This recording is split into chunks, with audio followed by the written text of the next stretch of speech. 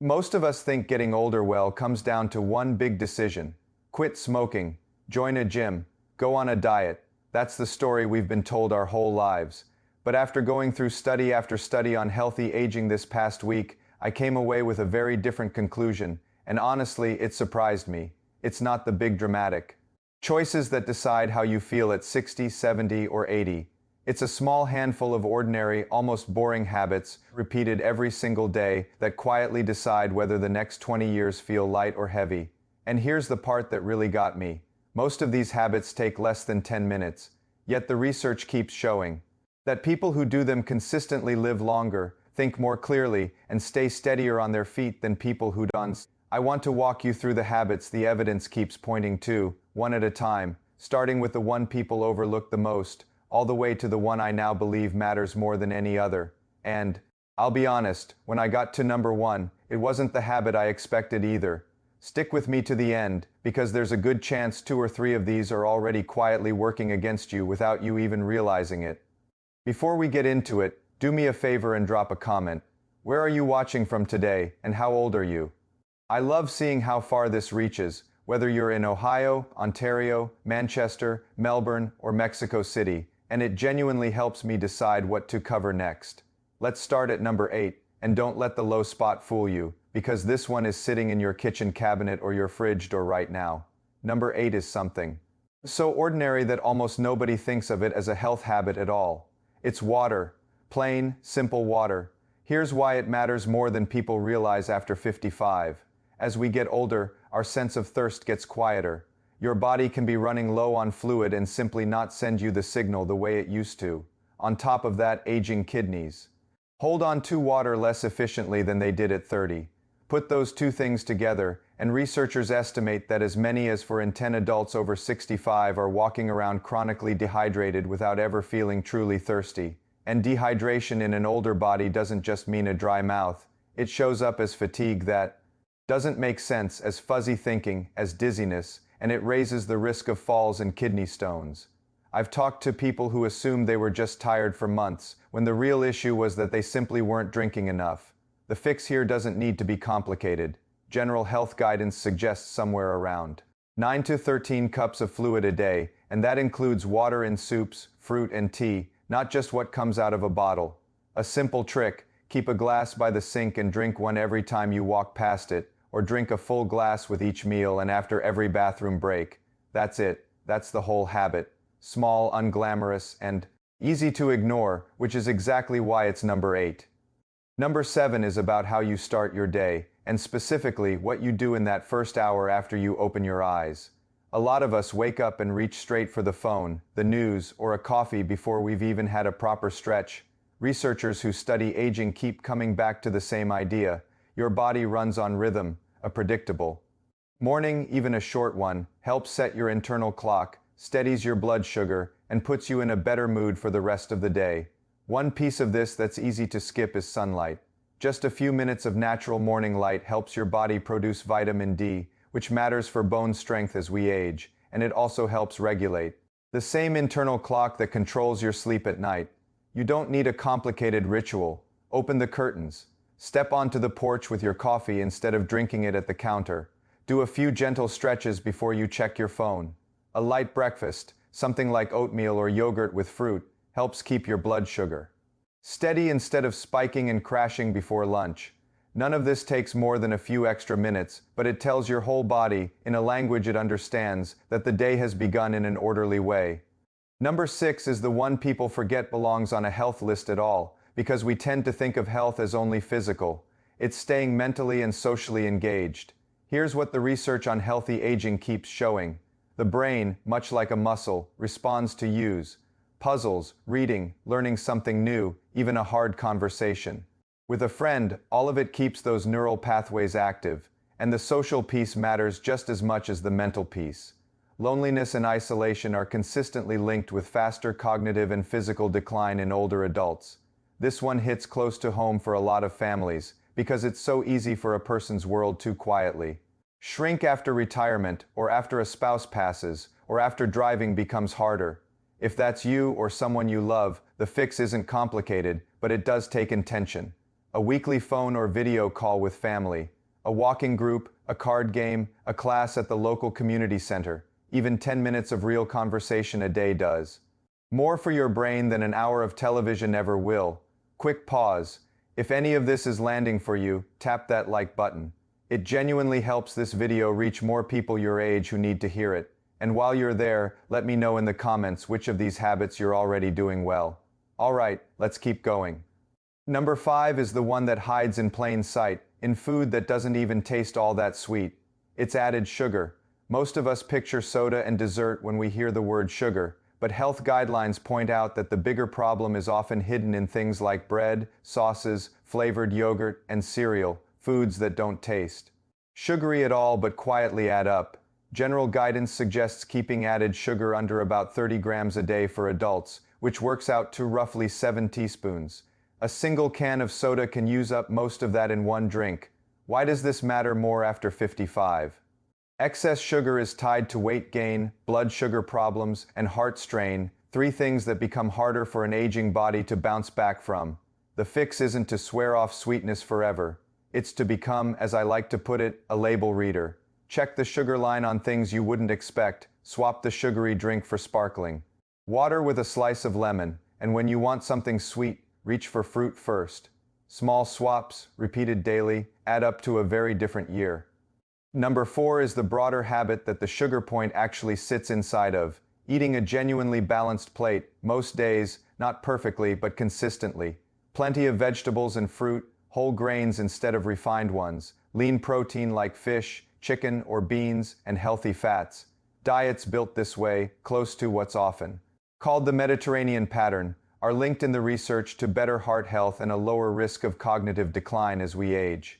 Here's the honest part. Nobody eats perfectly every day, and you don't need to.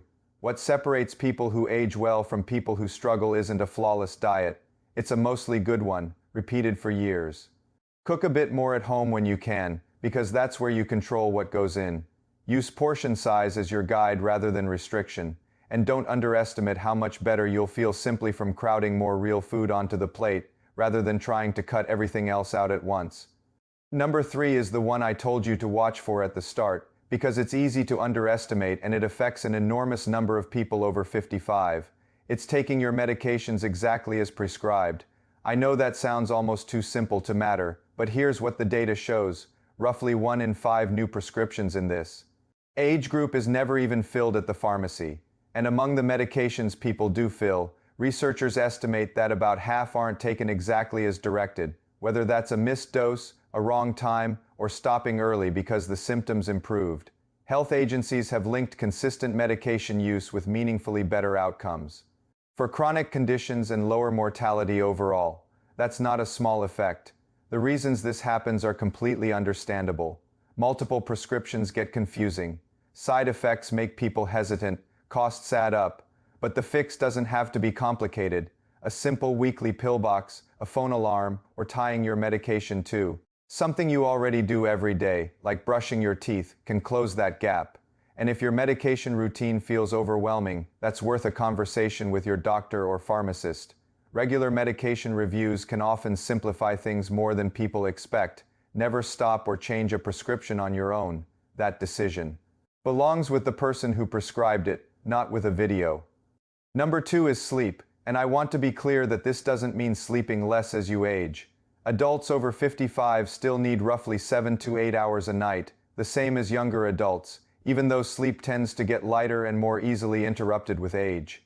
Poor sleep in this age group has been linked to a higher risk of falls, slower thinking, and greater strain on the heart over time.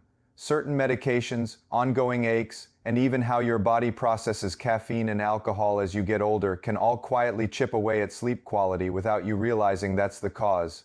The fix that researchers keep coming back to is boring but effective: consistency. Go to bed and wake up around the same time every day, including weekends. Ease off caffeine and alcohol in the afternoon and evening, since older bodies clear both more slowly. Keep the bedroom a little cooler and dimmer than you think you need. And if you're lying awake, don't fight it in bed. Get up, do something quiet and calm, and come back when you're actually sleepy. Sleep isn't a luxury at this stage of life. It's maintenance. And now we've reached number 1, the habit that, out of everything I researched for this video, had the single strongest evidence behind it. It's simply moving your body every day, and walking in particular. There's a well-known long-term study that followed men in their 60s, 70s, and 80s for over a decade, and the results still stop me every time I read them. The men who walked more than 2 miles a day had nearly half the death rate over the following 12 years compared to the men who walked less than 1 mile a day. Not a small edge, nearly half. And you don't need 2 miles to see a benefit. Even modest, brisk walking, the kind most people can build up to with 30 minutes a day, is associated with a lower risk of heart disease, better blood sugar control, and even better sleep, which ties right back to habit number 2. Here's what I find most hopeful about this one. It doesn't require a gym membership, special equipment, or a dramatic life overhaul. If 30 minutes feels like too much right now, start with 10 around the block, add 5 more next week. If mobility is limited, seated exercises, moving your arms and legs while sitting, still count and still help. The goal was never intensity, it was consistency. Every single walk is one more small deposit into the years ahead of you. Now, on their own, each of these habits might sound small. But here's what I want you to see. Put together, they're not 8 separate chores. They're a single, simple rhythm for the day. Wake up, get a few minutes of morning light and a light breakfast. Keep water within reach and drink through the day rather than all at once. Take your medications on schedule, tied to something you already do. Build in one real conversation or activity that keeps your mind engaged. Eat a mostly balanced plate and treat sugary extras as occasional rather than daily. Fit in a walk, even a short one. Keep your evening calm and your bedtime consistent. None of it is dramatic on its own, but repeated day after day, month after month, this is what actually adds up to more energy, a sharper mind, and more independent years. I'll be honest with you about why this topic matters to me. I think most of us have watched someone we love, a parent, an older neighbor, a friend, lose a little bit of their independence, not because of one big medical event, but because of a slow accumulation of small things nobody paid attention to. A little dehydration here, a missed walk there, a medication taken inconsistently. None of it looks dramatic in the moment, but it adds up quietly, the same way these good habits add up quietly in the other direction. That's really the whole point of this video. You don't need a complete life overhaul starting today. You need to pick one of these 8, the one that felt most true when I described it, and actually do it consistently this week. So let's bring it together one more time. Number 8, stay hydrated through the day. Number 7, build a short, steady morning routine with some natural light. Number 6, keep your mind and your social life active. Number 5, watch your added sugar, especially the hidden kind. Number 4, eat a balanced, mostly whole food plate. Number 3, take your medications exactly as prescribed and review them regularly with your doctor. Number 2, protect 7 to 8 hours of consistent sleep. And number 1, move your body, especially by walking, every single day you possibly can. If this video helped you see your day a little differently, do 2 things for me. Hit that like button and send this to someone in your life who could use the reminder, a parent, a sibling, a friend who's always saying they'll start tomorrow. And I'd genuinely love to know, which one of these 8 are you going to start with this week? Tell me in the comments. I read every single one. One honest note before you go. Everything I shared today is general health information based on current research, not personalized medical advice. Before changing anything about your medications, your diet, or your exercise routine, especially if you're managing an existing health condition, please talk it through with your own doctor.